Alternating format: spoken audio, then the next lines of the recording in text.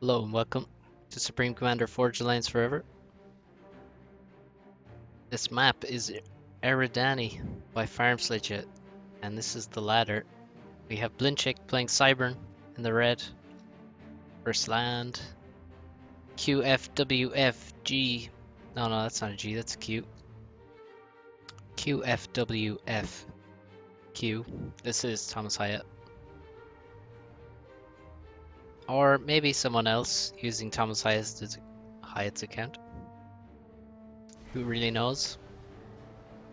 First land, blue UEF. So the map is Erdani, as I said, made by BlInChIk. Has a lot of tree reclaim and a lot of reclaim in general, as you can see. Topography, it's a bit interesting. Starting this space here with 3 mass extractors. This is sort of the main expansion. This one also important. And generally you move your ACU up to here. We have this pond which allows you to hide in, maybe make some upgrades without your opponent seeing it so easily. We have these plateaus here in mid. We have plateaus in these corners here with reclaim and a couple of mexes. Another plateau here, and of course mirrored. The other side we have this plateau. This plateau is very badly made. Makes it very difficult to drop on because it's not flat. Of course, Farms hasn't fixed that. We have 2 land factories. What's the next factory gonna be? It's gonna be air. So you can see these players abusing these trees, trying to get as much of the tree reclaim as possible. That gives them a lot of power and some mass. So they're using the attack moves. So when you do an attack move, you can see attack move from the factory. The engineer is going to go here and he's going to be able to reclaim in about this range. Something like that, obviously in a circle, not a square or a rectangle, but it's a big range you can reclaim in, maybe even more. And once you change the order for the factory, so these guys have the factory attack move, you can then move this around as Thomas has been doing to reclaim in a wide area wherever you want. So you can see you just move this one over here, so now it's going to be reclaiming more of these trees. And that's actually quite an important thing to know at the highest level, abusing this reclaim mechanic. So we have Scorcher, 2-1 bomber for UEF. The scout goes overhead, and the bomber has it got its target? It has. Target acquired. And there's the dodge. Pretty good dodge. And the bomber's actually going to get taken out, so well played from BlInChIk there. ThomasHiatt instantly going for T2 air, and he needs a lot more power. He has a lot of mass in the bank right now, and not many tanks, so you can really do a pretty disgusting build order in this map because of all the trees. So you can see the reclaim, 7,500 in power, 1900 in mass. So these guys sort of, I think it's what happens with trees. People overestimate how much power you get for them because you also get mass. Then it's not just like you're getting power to fund all your projects. You're getting mass also, so you have to be able to spend that. So it sort of offsets the power requirement. You still need quite a few PGens to use all the resources you get. So mostly you can see 5 minutes and no one has made any units that have left their base. These mantis sort of sitting in the sides. Hydro is here. And the T2 air, so we're going to see a very fast T2 PGen, and that's a T1 transport. T2 PGen going up. And I gotta say, I'm not impressed by this expansion. Why is these not taken? No expansion to these mexes. They really overdone it on the reclaim. You gotta expand a lot faster than that. But this transport is good. Gonna help a lot. Successful drop on the plateau. And this plateau should be taken. We have a transport now, slightly later for BlInChIk. His Mantis getting into position, trying to do some damage. ThomasHiatt's ACU secures his 3 mech expansion. Oh, the transport is found, and I think it flew over some land scouts here. And I don't think it's going to be able to drop anything. Yes, there it goes. Dead, but he has dropped an engineer here. You can see there's a nice bit of reclaim here to grab as well. Very, very nice plateaus. Few mantis, not quite enough to lock the factory. If you have about 6 T1 tanks, then you can just park them outside the factory. They'll kill everything that comes out very quickly, and then eventually they'll kill the factory as well.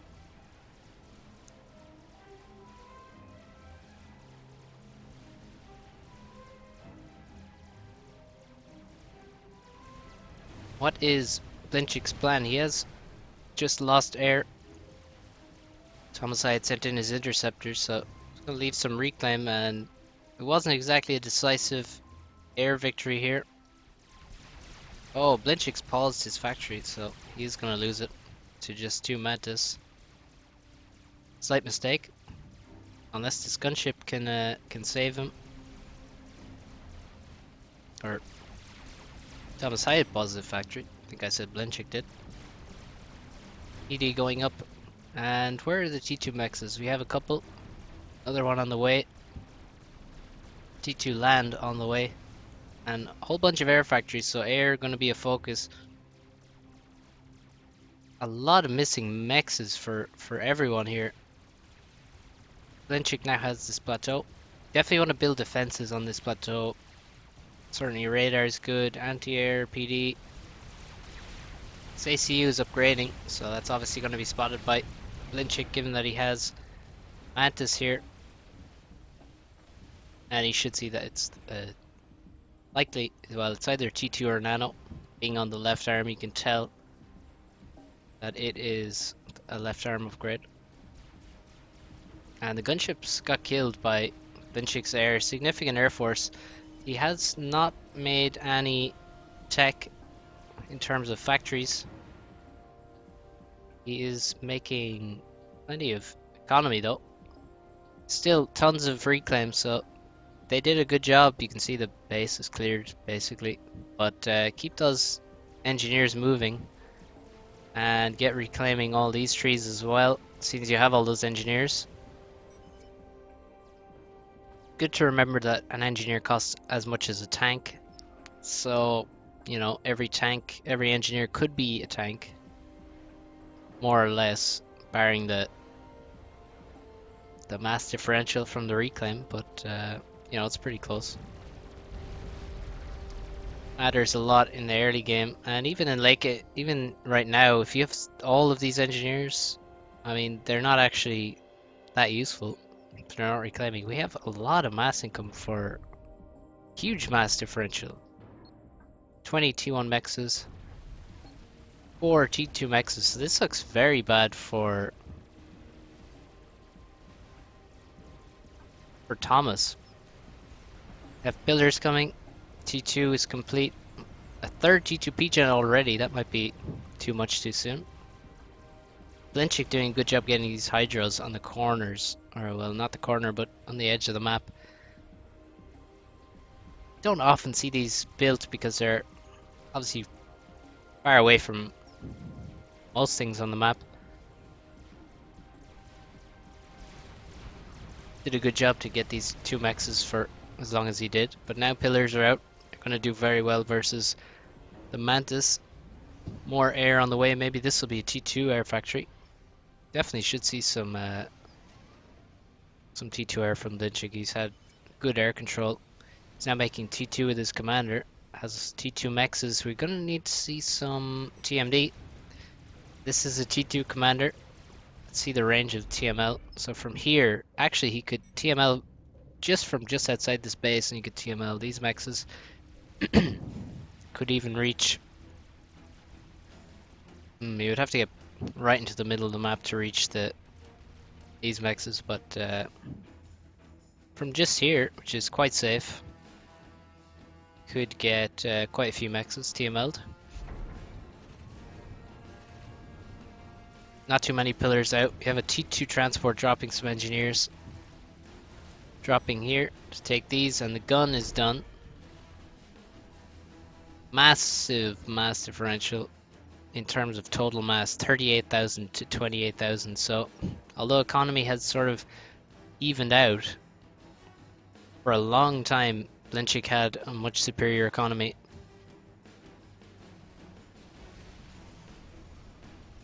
Only making his first T2P gen now.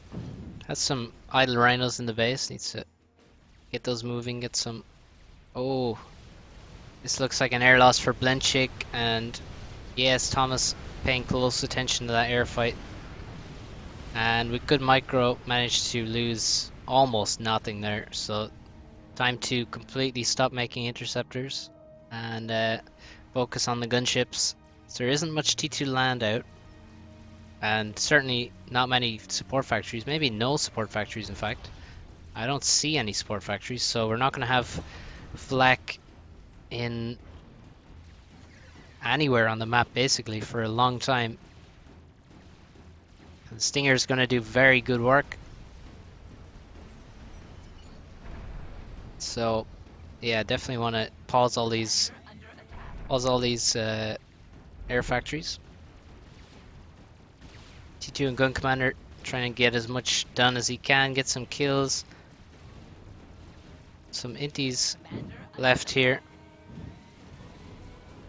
Now, it is a problem with gunships that, I mean, if you want to spread them out to try and do as much damage as you can, then the difficulty is they can just get picked off, as we can see happening. I think this one is going to go down very soon. We already saw a couple others go down. So, if you keep them together, you can defend them much better with your interceptors. And if they're spread out, they tend to die. So I think it's probably better to keep them together in many scenarios. Oh, that's a massive interceptor force. We have a lot of build power on inties for BlInChIk. He really doesn't want to lose air for very long at all. And he has basically taken out a lot of, maybe 4 or 5 gunships. A lot of T2P gens planned here for Blin. Quite a lot. Let's see the land force. Got 13 rhinos. They only have 1 flak, so he doesn't want to invest in flak because he has a lot of production on the inties. And no T3 land planned yet. I think T3 land would be a pretty good choice now. Certainly would help him. What is the plan for this ACU? He's going to try and overcharge, take out these rhinos before they get past him, and he's successful. Shot this one to death, so that's a nice chunk of master reclaim.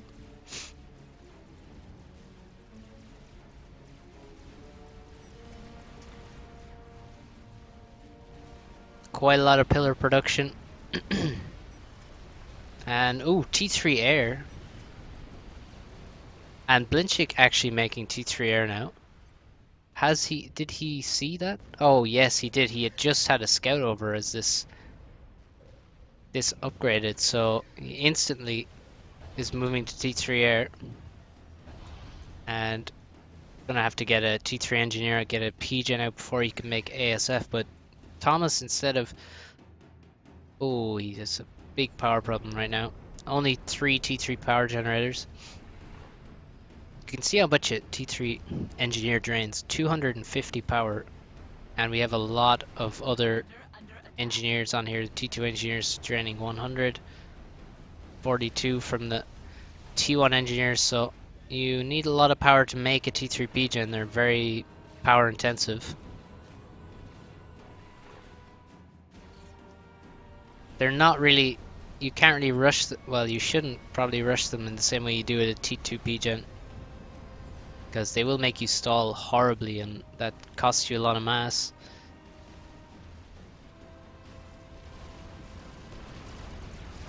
Pretty nice force here. Could perhaps make some ground, but well, there's not enough. Not enough Medusa at all. People have got to get back on the Medusa train. They've forgotten how to use them with all the T3 land. You gotta spam Medusa in pretty much any Cybern army at a certain point. This gunship is trying to drop an engineer. Oh, I think the engineer. Oh no, he is alive. Nice, nice.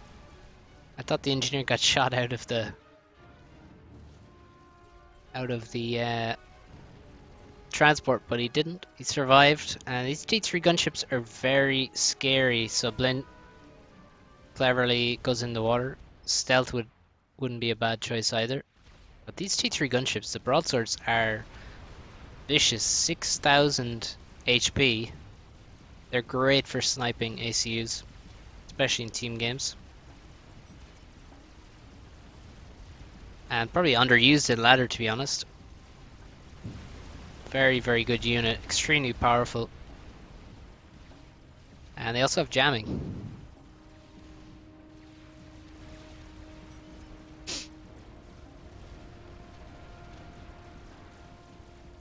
So many inties for both players.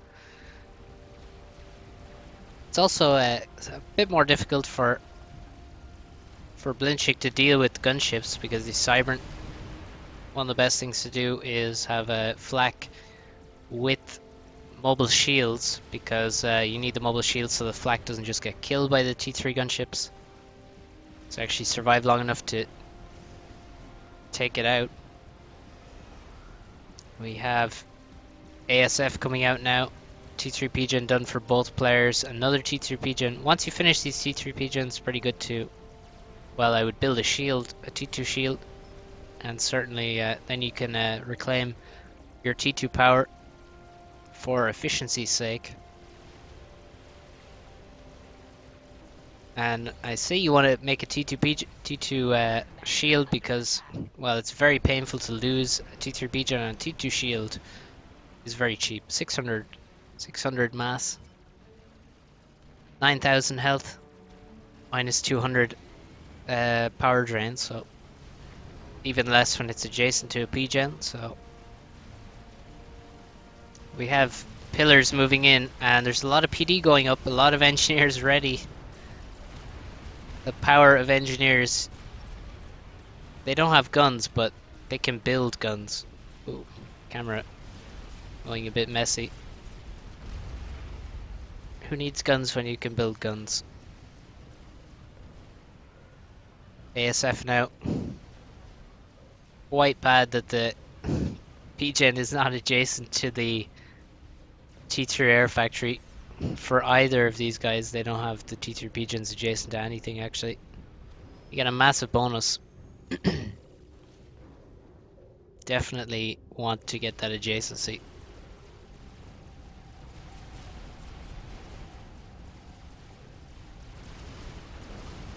A lot of T2 battles going on. I'm very surprised we're still on T2 land.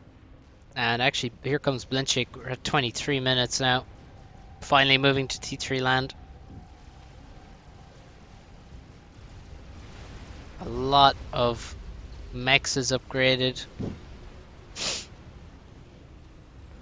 And these broadswords still just waiting. They haven't really killed much at all. It's definitely time to start using these. And yeah, you can watch them work through this army with ease. Need to protect them. Here comes some ASF and interceptors. ASF count seems similar, and so does the Inti count. We have 116 and 14, 150 and 9, so better for BlInChIk, although... Oh, he actually... No, he has 100 out of fuel as well on top of that. Completely misread. So he has an insane Air Force if he could... if it could fly. Now making his T3 mechs. Definitely gotta make some some air staging when you have 113 out of fuel. I wonder, can you make Navy? Yeah, you can. Just, you know, just curious. You have a strap bomber. The ambassador going to go on some high-level diplomatic negotiations involving gigantic bombs. More T3 power. So, 2 strats now.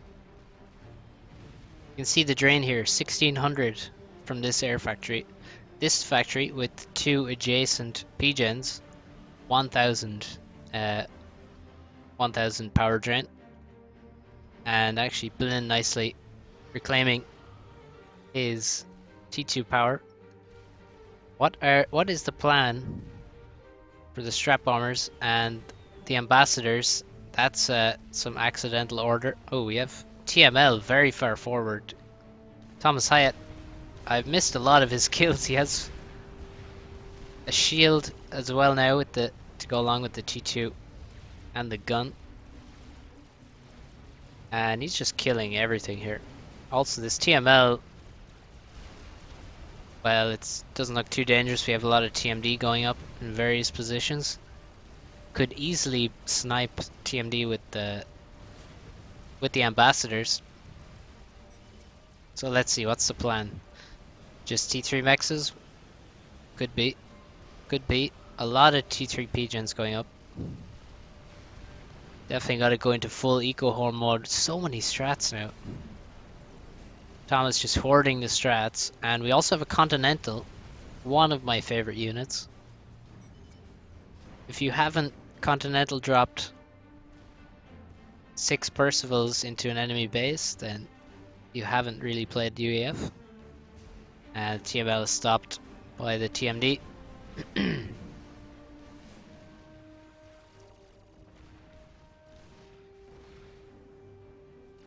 What are the strats going to do? None of this is shielded. Pretty risky, especially after you've reclaimed all of your other power. If these 4 P-gens go down, it's really, really bad. So Thomas just going to farm this T2 land. Already has full vet now. Going to take virtually no damage as well.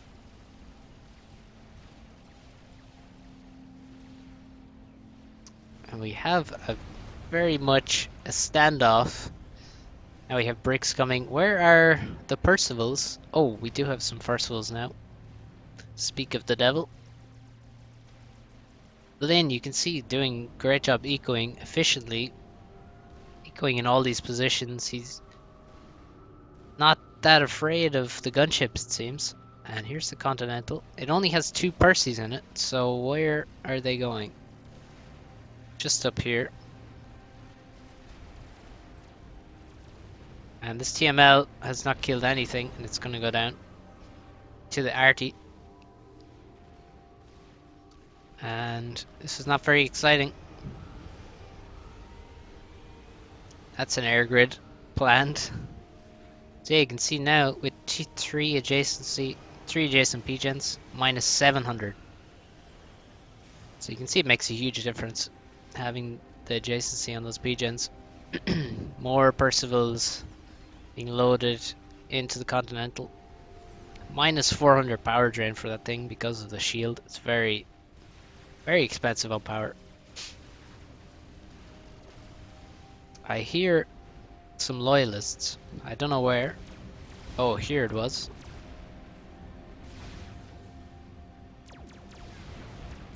A brick tries to fight the 2 Percys. I think the Percys can't see him.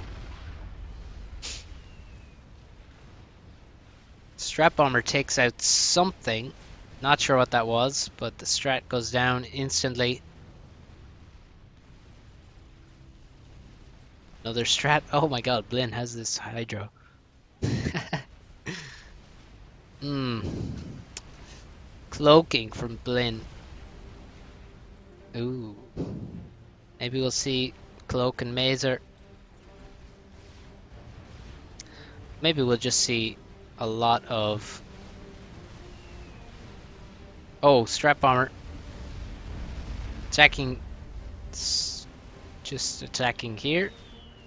Oh, more. He's gonna try to take out the HQ, maybe? Should be aiming for the T3 P-Gens. And I believe all the strats just died.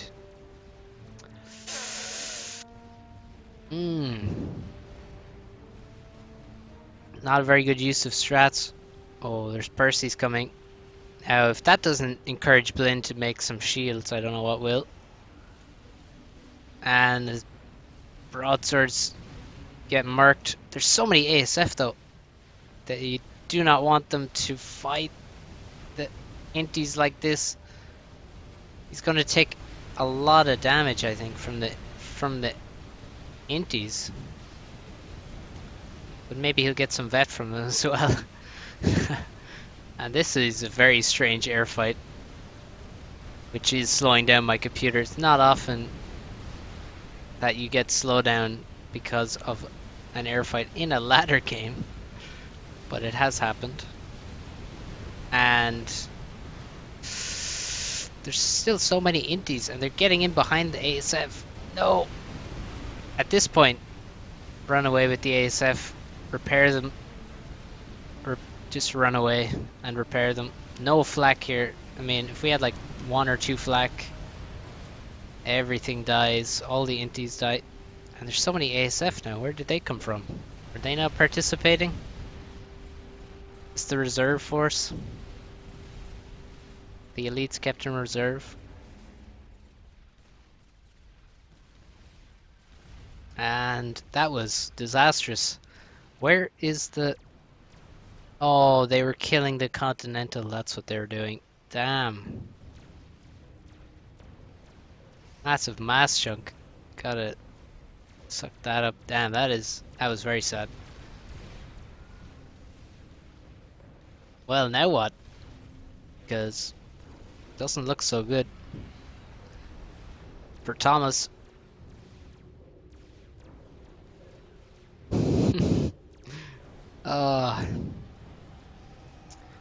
Yep, time to speed it up again. Nuke is the next plan. Again, no adjacency. Make it. You gotta be adjacent to stuff. You gotta make some adjacency. Here's a tip: before the launcher is built, you want to build. I mean, at least build T1 P-Gens or T3 P-Gens, T2 P-Gens. Build something around them before it's completed. And also, you could also make mass fabs, T2 mass fabs around it. You gotta be using adjacency, or you're losing out. Laser, oh, cancelled. Don't cancel laser. Oh, I guess he doesn't have the power. Just pause the air factories. He has enough air. Once he wins air, he should just make the laser. A lab versus trebuchet. The treb has already done its damage. Complete air wipe, and he should also have seen the nuke launcher. Something killed that lab, and I missed it. Don't know what killed him.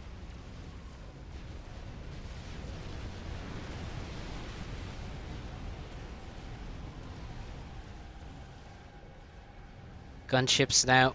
No more ASF. That's good. I would make T3 gunships though. They even have stealth since a recent patch.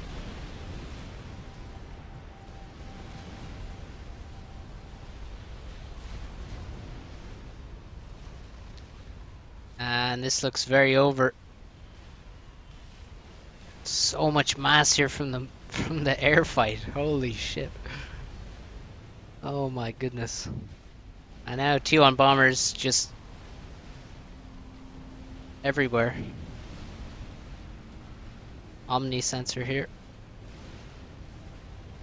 And his nuke looks like, is he gonna complete it? He is. Gunships go to work. Of course, being Cybran, easily deal with the anti-air that's right next to each other, thanks to the AoE.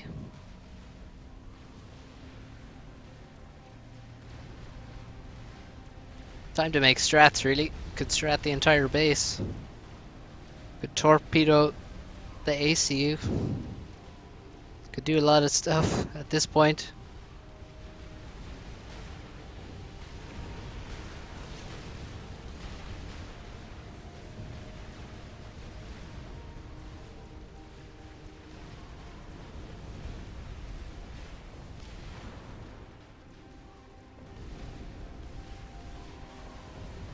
Slightly mistaken with those orders, killing the storages. Let's see, BlInChIk. Only 5 T3 mexes. Is he making the laser? No. Boring. Cloak Mazer is so good. Just need to send one T1 bomber after this Omni, and you can kill whatever you want. Especially when you have air control. It's the only thing that can spot you is a spy plane then, if the enemy doesn't have an Omni sensor. You can see the range of the Omni here. It's quite big, but if you kill this and he's forced to make one in his base,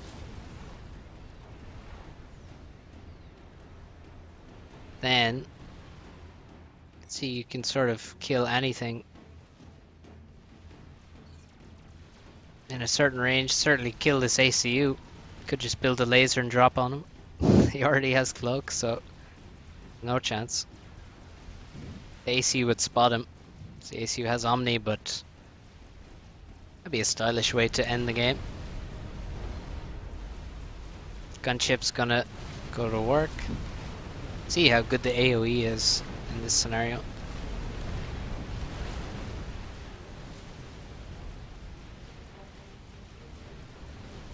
Nuke launcher isn't even shielded, despite the fact that air control is completely lost and there's gunships right next to him, and there could be strats at any moment. Still no strap bombers. Oh, we have Corsairs. Oh, we do have strap bombers waiting in the wings. Some progress being made by these Percys, just showing their strength. They don't care what's going on, they're still gonna win. They're gonna win their battle. And now it looks like the ACU has come out of the water. Desperately searches for death.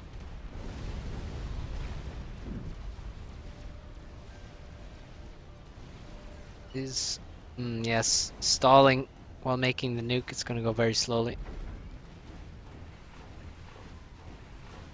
Commander under attack. And I think maybe the end. Where are the strats? Oh, they're killing the Percys.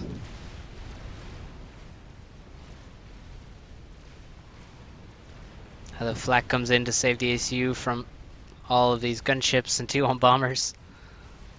Oh, bricks moving to the base. I think the bricks may actually be able to take out the nuke launcher if they just keep going.